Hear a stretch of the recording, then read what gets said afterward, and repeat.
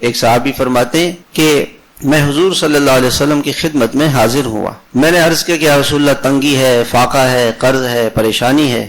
آپ نے فرمایا گھر والوں کو سلام کرو، چاہے گھر میں کوئی ہو یا نہ ہو. گھر میں کوئی ہو السلام علیکم ورحمۃ اللہ وبرکاتہ، کوئی نہ ہو پھر بھی السلام علیکم ورحمۃ اللہ وبرکاتہ. فرشتے تو ہوتے ہیں وہاں پہ.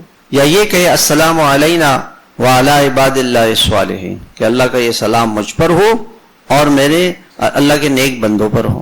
کہا سلام کرو. سلام یہ اس میں اللہ تعالیٰ، سلام کا کیا مطلب ہے کہ اللہ تعالیٰ تجھے ہر پریشانی سے سلامت رکھے. یہ اللہ سے دعا کر رہا ہے اور اللہ کی رحمت اللہ سے مانگ رہا ہے اور برکت مانگ رہا ہے. سلام برکت کی چیز ہے. تحیۃ من عند اللہ مبارک فسلموا علی انفسکم واذا دخلتم بیوتا فسلموا علی انفسکم تحیۃ من عند اللہ مبارکۃ طیبۃ. جب تم گھر میں داخل ہو اللہ نے فرمایا قرآن میں سلام کرو اور یہ اللہ کی طرف سے برکت آئی. سلام سے برکت آ گئی. پھر کہا درود شریف پڑھو. درود شریف سے اللہ کی 10 رحمتیں آ گئی. اور فرمایا کہ سورہ اخلاص پڑھو. قرآن پڑھنا، قرآن تو رحمت ہی رحمت ہے. قرآن پاک کے لیے جگہ جگہ اللہ تعالیٰ نے فرمایا کہ یہ قرآن اللہ کی رحمت ہے. تو قرآن رحمت ہے. وَنُنَزِّلُ مِنَ الْقُرْآنِ مَا هُوَ شِفَاءٌ وَرَحْمَةٌ لِّلْمُؤْمِنِينَ.